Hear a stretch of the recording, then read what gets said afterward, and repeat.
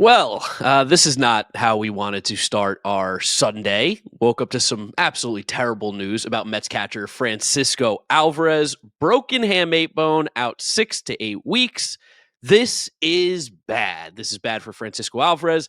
This is bad for the New York Mets. And we're going to talk about every possible solution, every possible player that could be coming in. Anything that we can possibly think about talking about here with Francisco Alvarez, this injury, and the Mets. We'll be covering it, so make sure you guys stick around.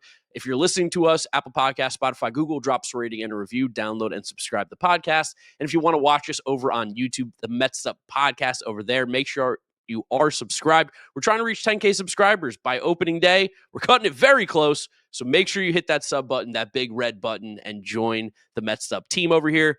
James, I woke up to the text from you. I woke up to text from my dad. I woke up to text from every Mets fan, it seems like, about this horrible news. How are you feeling? What time did you wake up? Well, we don't have to worry about that. The hour jumped forward. We jumped forward an hour. So I woke up at a normal time normally. Normal time, but this is terrible. I'm not going to beat around the bush. This sucks. This just sucks. Straight up sucks. It's terrible for the Mets, terrible for Alvarez. I'm struggling because I can't figure out who it's actually worse for, either Alvarez or the Mets. And it's really bad for the Mets because we just simply don't have any other catching options besides Luis Torrens. There's no one else on the 40-man roster. Torrens is a fine backup catcher, but in terms of a starting caliber catcher, he doesn't exactly fill the void there. Besides him, again, people internally, we have Jackson Reitz, who's played 8 Major League games. We have Chris Williams, who's not played the Major League game. We have Hayden Sanger, who's a 28-year-old, also never played the Major League game but can't hit, but at least was a platinum glove guy last year in the minor leagues. It's not really options. People are talking about Kevin Parada. He's not even close to being consideration. He can neither hit nor field enough to be even close to being a Major League catcher. He's not close to being that caliber of player. It's a really bad situation. I don't know if they're going to go out. If they're going to go outside the organization, I have no idea what they're going to do. But it's also really bad for Francisco Alvarez. This was supposed to be the breakout season for Alvarez. This was supposed to be the year things begin to actually coalesce for him. He's really valuable to the pitching staff, but as a hitter, the hamate injury is horrible. It's very serious. It will zap a guy's power for basically a calendar year. And the fact that he's going to now try to play the rest of the year with that, it makes me think because he had the thumb ligament issue last year, that he might have had some hamate issues before that. He also changed the swing, so the bat was in a different spot in his hand. This is a terrible thing. Yeah, funny enough, the guy's been working with a lot. JD Martinez also had a hamate bone injury at one point in his career, and now that's the swing that he's kind of emulating, which is kind of wild to think that happened. There are tons of players who have been successful after a hamate bone injury. We saw Jose Ramirez had it a few years ago. Giancarlo Stanton had it. I mentioned JD Martinez.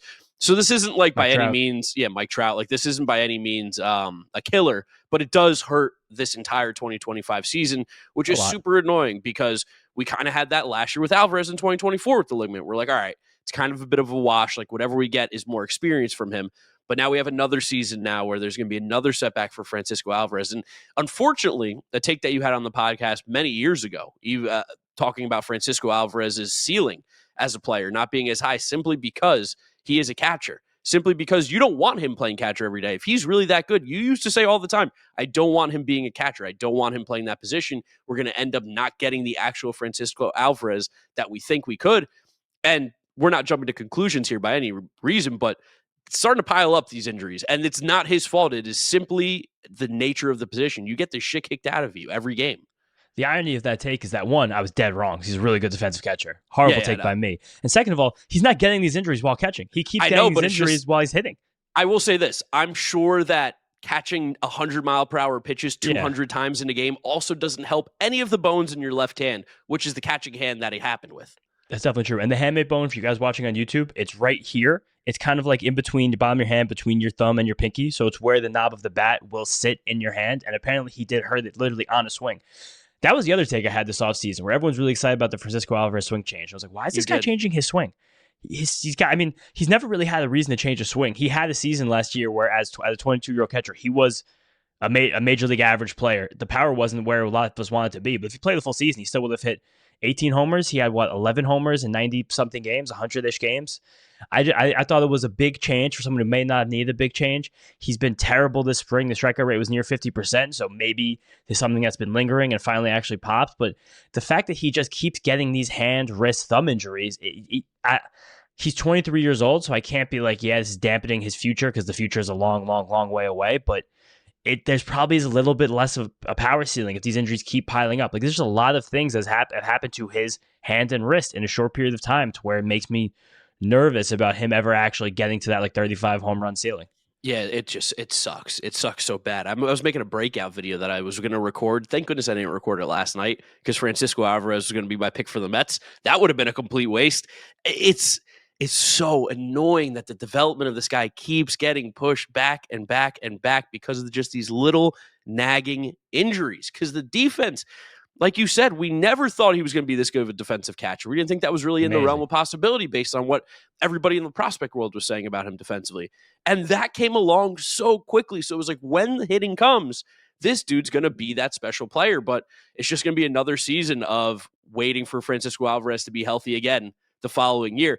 Listen, maybe we don't understand the full outcome or power of what the hamate bone injury is. Maybe he'll come back and his power won't be totally zapped, and maybe he'll still be a very good offensive player. He doesn't have to hit all the home runs to be a productive offensive player for this team. And again, we'll take a league average offensive player, Francisco Alvarez, this season if he's going to give us that elite defense. The problem is that now for this 6 to 8 week period, the Mets not only don't have two of their big starting pitchers that were supposed to be there, but now we're going to have to play Luis Torrens and, like you mentioned, these random other backup catchers every single day. It completely changes the way this lineup looks. Like, I like Luis Torrens a lot, and so do you. You said it. Great backup catcher defensively. Fantastic. The way he throws out runners just completely stops the running game. It's super, super valuable, especially with the stolen bases just jumping up the last few years. But at the plate, we know what the ceiling is for a guy like Luis Torrens. He is not a league average hitter. If he might have a couple games where he makes some impacts, like he does, I feel like, put the ball in play a lot, which maybe that's something that you look at as a positive, but he's not really going to be an impact bat almost ever in a single game. He hits the ball pretty hard. Like that's something that's good. See a good hard hit rate. Like he's decent plate discipline, but it's going to be a lot of feast or famine with Luis Torrens, and he's going to just simply get exposed as like a starter. Like it's going to happen. It sucks. This sucks. Like I don't know if Alvarez. I don't know if I'd say he was like one of the most important players in this team, but in terms of guys who could take a jump, like you were saying, in terms of guys that were like X factors. Like he was the guy in this lineup that could elevate and change everything. And now losing him, having a guy like Torrens in the lineup, now basically every single day you're guaranteed to have two hitters in your lineup who are not really league average hitters between Torrens and Jose Siri or Tyrone Taylor when he's in there. That's just, again, now you go from 8 to 7. That's a big difference at the bottom of the lineup, turning it over and getting back to our elite guys at the top. It's not, I'm not trying to mince our words. I'm not trying to scare people, but this is not good. Yeah, I'm looking around the league trying to figure out, because the one good Trades. thing about catching is that there's going to be a ton of guys that don't make the roster because you usually only carry two. And there's usually a lot of guys fighting for that last spot. So I'm just clicking through. And I'll tell you what, I don't love the options. I just got to the White Sox, and it looks like Omar Narvaez is probably not making that roster. Omar Narvaez, James McCann, two options. I know the Reds have 3 in their 40-man because they made that weird trade for Jose Trevino. I think Austin Wynns is the odd man out there. Yeah, and I don't necessarily... Was he a former Met? Austin Wynns, did he play a game for us? Why do I have that in my head? Austin Wynns playing for the Mets. Is that possible? He's a good defensive catcher. He has that. So, I mean, maybe we want another part of that because it's going to be hard to buy a catcher with a bat. No, he never did. Okay. Who was I thinking of? Didn't they have like whatever? It doesn't matter. Not super important. But like in the organization, you mentioned the names. A bunch of guys got non-roster invites in spring training. Jackson Reitz, Hayden Sanger, Chris Williams. It's probably Sanger. That's the most likely out of all those, just because I think so. he is so solid defensively. Like he is a phenomenal glove, one of the best gloves in the minor leagues in catching. He's also 28 years old. So there's little to no ceiling for this guy besides just hitting ninth and catching really, really clean games. I mean, Nick Fortes, I know the Marlins are probably going to try and get rid of him with Augustin Ramirez on the way up. He's terrible. I don't know who's bailing the Mets out in this situation right now. We kind of got a miracle last year with Luis Torrens. Oh, is this the Tomas Nido reunion? He's the third catcher in Detroit. He's not making the team over Dylan Dingler and Jake Rogers. Is this the Tomas Nido reunion? Actually, work. Do you want Tomas Nido back? I would definitely take him back over the internal options easily. It's not even a question. Yeah, he's still a very 100%. good glove, and he can at least hit probably more than Hayden Sanger. I mean, probably. It's got to be him, right? Basically, what we're trying to say, there's no good options right now. Tomas Nido reunion would be nice. I'd be very happy. I think the players would love that. I think Mendoza would like that. Francisco Lindor would definitely love that. But it's just this isn't a good spot. Like you're not gonna have Francisco Alvarez probably until around Memorial Day, and we're gonna have to just get by through that. Which is the same thing that happened last year, which sucks. God, why can't you put wrist?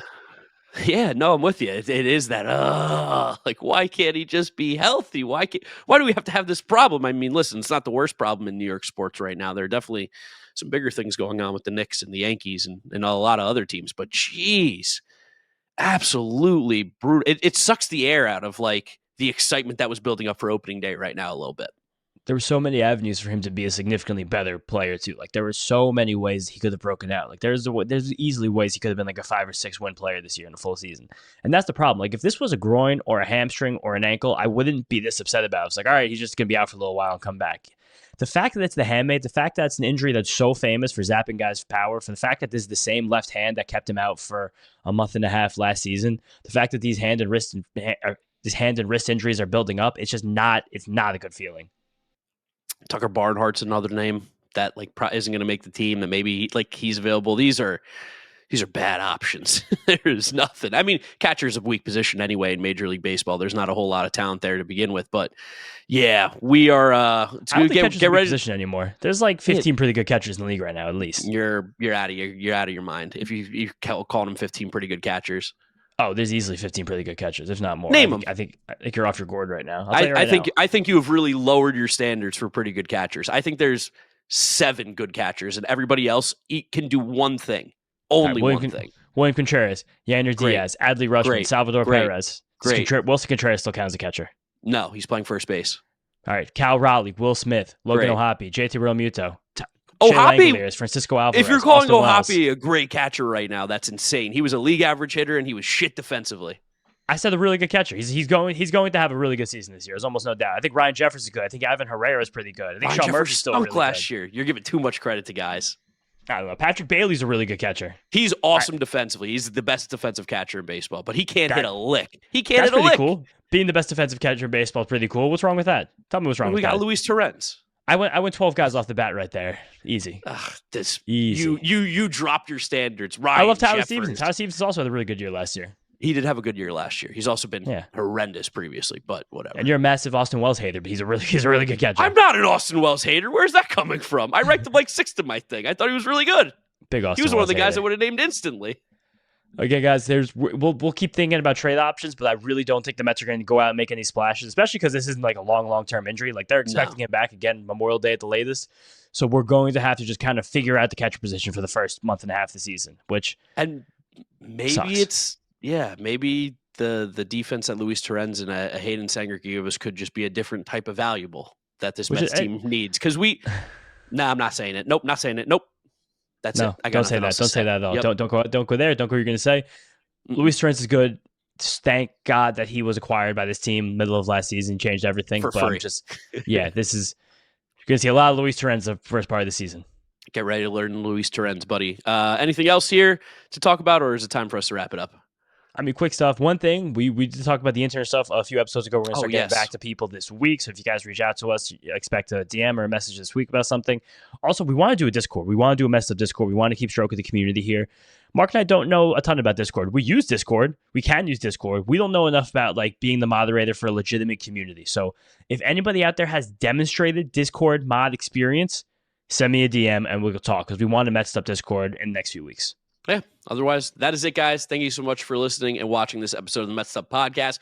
Make sure you are subscribed to the Mets'd Up YouTube channel. Trying to hit 10K. Hit that subscribe button. Really does help out. If you're listening to us, Apple Podcasts, Spotify, Google, drop us a rating, drop us a review, download, and subscribe. You could follow James on YouTube. I'm plugging your YouTube now. What do you got, James? Hell yeah, YouTube. James Shiano, just my name. Fantasy baseball. We're doing rankings like every single day. We're gonna do pitchers next week. We're gonna pump it out. Binge the whole thing if you guys have fantasy baseball draft. A lot of good stuff. James is going to leave a comment in the comment section, too. If you don't want to search his name, you could find it. So subscribe to his YouTube channel. I'm Draft Neck Mark. Thank you guys all for watching. We'll catch you on the next one. Peace out. Peace out, guys. Let's go Mets.